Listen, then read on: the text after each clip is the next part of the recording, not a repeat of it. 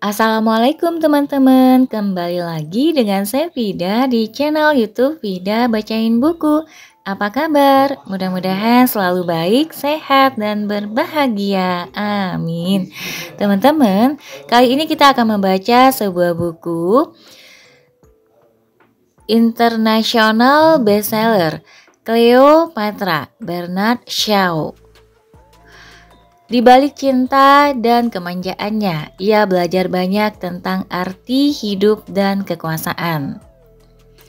Kemudian ada sebuah kutipan di sampulnya, biarkan wanita berbicara, kamu akan belajar sesuatu darinya.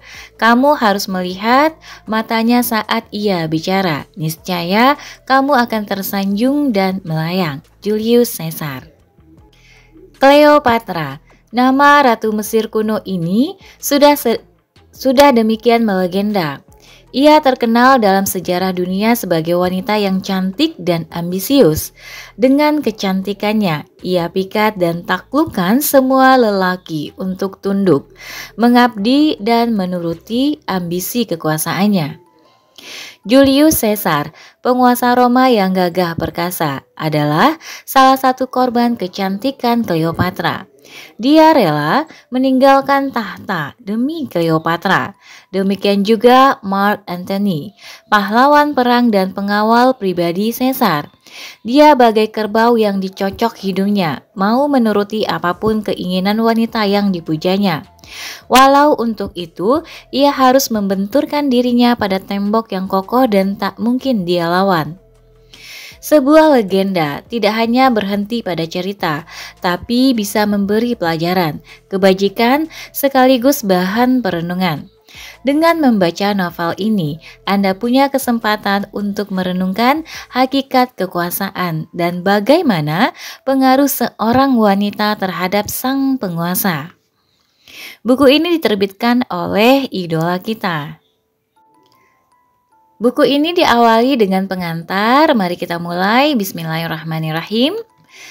Cleopatra adalah saudara perempuan Raja Syria, Antiochus III, yang dinikahkan dengan Raja Mesir, Ptolemy V tahun 193 sebelum Masehi, sebagai upaya damai dan koalisi antara kerajaan Syria dan Mesir untuk menghadang ekspansi Romawi.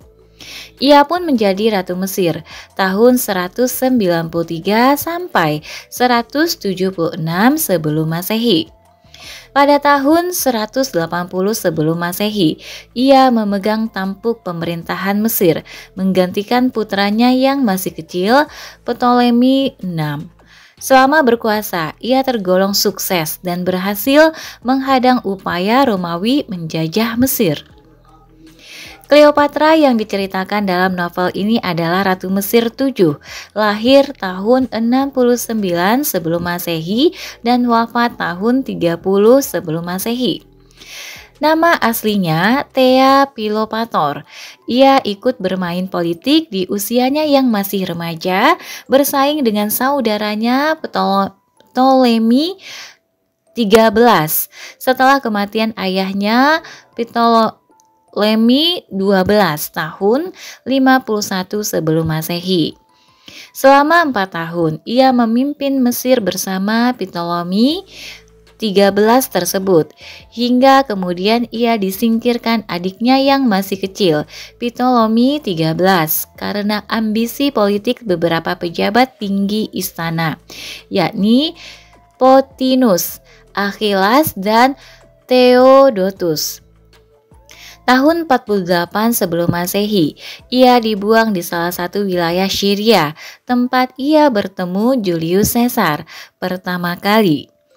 Penyingkiran Cleopatra VII ini menggambarkan konflik internal dinasti Ptolemy Mesir, sekaligus melemahkan kekuatan militer dan politik Mesir, hingga kemudian untuk pertama kalinya Romawi berhasil menaklukkan Mesir. Cleopatra, nama Ratu Mesir kuno ini sudah demikian melegenda. Ia terkenal dalam sejarah sebagai wanita yang cantik dan ambisius. Dengan kecantikannya, Ia pikat dan taklukkan semua lelaki untuk tunduk, mengabdi, dan menuruti ambisi kekuasaannya. Julius Caesar, penguasa Roma yang gagah perkasa, adalah salah satu korban kecantikan Cleopatra. Dia rela meninggalkan tahta hanya untuk Cleopatra. Demikian juga Mark Antony, pahlawan perang dan pengawal pribadi Caesar. Bagai kerbau yang dicocok hidungnya, mau menuruti kehendak wanita yang dipuji. Demikian juga Mark Antony, pahlawan perang dan pengawal pribadi Caesar. Bagai kerbau yang dicocok hidungnya, mau menuruti kehendak wanita yang dipujanya. Walau untuk itu, ia harus membenturkan diri pada tembok yang kokoh. Dengan ambisinya, ia tega meninggalkan dan menyingkirkan saudara kandungnya. Ia hanya mengenal mahkota dan jubah kekuasaan yang melekat di tubuhnya. Untuk mewujudkan ambisi itu, ia menempuh berbagai cara, menyingkirkan keluarga dan orang-orang yang tidak setia. Bahkan rela mengorbankan diri dan harkat kewanitaannya. Tapi dalam diri Cleopatra, kita juga menemukan suri tauladan. Rasa nasionalismenya begitu kuat, dan sebagai wanita, ia tidak mau dihina dan ditundukkan di bawah kaki lelaki. Memang lantas muncul pertanyaan, apakah perilakunya yang ambisius dan mau mengorbankan diri untuk kepuasan lelaki merupakan tindakan yang tercela? Atau apakah semua tindakannya itu merupakan bukti jiwa kesatria yang mengalir dalam dirinya untuk membela negara dan tradisi leluhur? Alangkah hebatnya orang yang berani dan mau mengorbankan apapun yang ia miliki hanya untuk membela tradisi leluhur dan kejayaan bangsanya. Atau apakah bagi manusia kekuasaan dan kejayaan begitu agung sifatnya hingga manusia bisa berbuat apa saja dan berani mengorbankan apa saja? Novel Cleopatra yang ada di tangan Anda ini adalah saduran dari drama karya Bernard Shaw dengan judul Caesar and Cleopatra. Naskah itu sendiri ditulis tahun 1899. Artinya, sudah cukup lama naskah itu dibuat, namun hingga sekarang orang masih menyebut nama Cleopatra. Sebuah legenda tidak hanya berhenti pada cerita, tapi bisa memberi pelajaran, sekaligus bahan perenungan. Dengan membaca novel ini, Anda punya kesempatan untuk merenung tentang hakikat kekuasaan. Dan novel ini menjadi jejak kisah romantik seorang ratu Mesir dengan kaisar Romawi yang agung, Alexander Julius Caesar, The Great Alexander.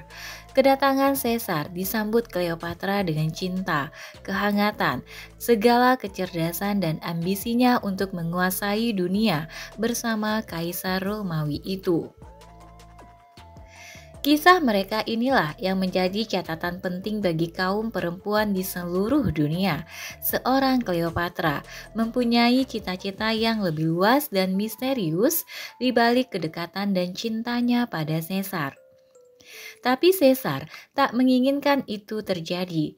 Ia mendamaikan konflik Cleopatra dan Ptolemy, memimpin Mesir bersama-sama, sambil meletakkan Mesir di bawah Imperium Romawi, melalui gubernurnya Rufio, dan Cleopatra tetap menjadi ratu, baik pada masa adiknya Ptolemy 1347-44 sebelum Masehi hingga anaknya Caesarion Ptolemy 1444-30 sebelum Masehi. Biarkan wanita berbicara, kamu akan belajar sesuatu darinya. Kamu harus melihat matanya saat ia bicara. Niscaya kamu akan tersanjung dan melayang. Demikian nasihat Julius Caesar kepada kaum pria. Wanita memang bagian terpenting dari sejarah laki-laki besar dan semua tokoh penting yang pernah hadir dalam panggung sejarah. Betul, kalau wanita selalu berada pada posisi lemah dan tidak berdaya di bawah kultur dan budaya patriarkisme. Tapi tidak jarang, wanita muncul sebagai sosok yang lebih perkasa dan mampu mengendalikan sang pria. Dan Cleopatra memang memiliki kekuatan yang brilian, perasaan yang sensitif, nada bicara yang dramatik, matanya bersinar tajam, dengan tatapan yang menghujam langsung ke jiwa orang-orang yang menatapnya. Ia juga terlihat lugu, polos, manja, tapi berpikir dengan matang. Di balik cinta dan kemanjaannya pada Caesar, ia belajar banyak tentang arti hidup dan kekuasaan. Di balik setiap tindakannya, ia membayangkan suatu imperium Mesir yang dapat menandingi Romawi. Dan itulah cita-citanya, mengendalikan Mesir dan mengantarnya ke puncak kejayaan. Untuk mewujudkan impiannya itu, ia membangun aliansi dengan Mark Antony, seorang jenderal Romawi pada masa Caesar dan Octavian, pria yang sangat diidam-idamkan sejak remaja, yang kemudian menjadi suaminya. Ia berharap perkawinannya itu dan melalui tangan Antony akan menggerogoti kekuasaan Romawi dari dalam.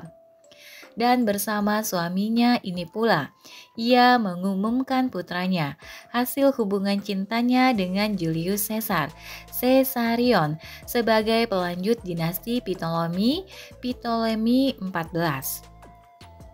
dan melantiknya menjadi King of the King, Raja di Raja, yang akan menguasai seluruh dunia, melanjutkan wibawa ayahnya Julius Caesar.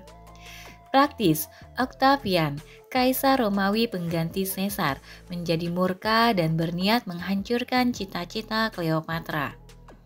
Lalu ia menyerbu Mesir tahun 30 sebelum Masehi dan berusaha menangkap Cleopatra. Tapi Cleopatra tak mau menyerah dan memilih mati daripada hidup di bawah Imperium Romawi. Ia pun bunuh diri di dalam sebuah kuil bersama suami tercintanya, Mark Antony. Kisah cinta dan perjuangan Cleopatra bersama Mark Antony ini juga sempat diabadikan William Shakespeare dalam naskah dramanya Antony and Cleopatra yang ditulis dengan bahasa yang nikmat, imajinatif, dan penuh semangat. Penerbit. Oke teman-teman, sampai di sini dulu untuk kata pengantar Cleopatra. Nanti kita akan ketemu di bab 1. Sampai jumpa. Assalamualaikum warahmatullahi wabarakatuh.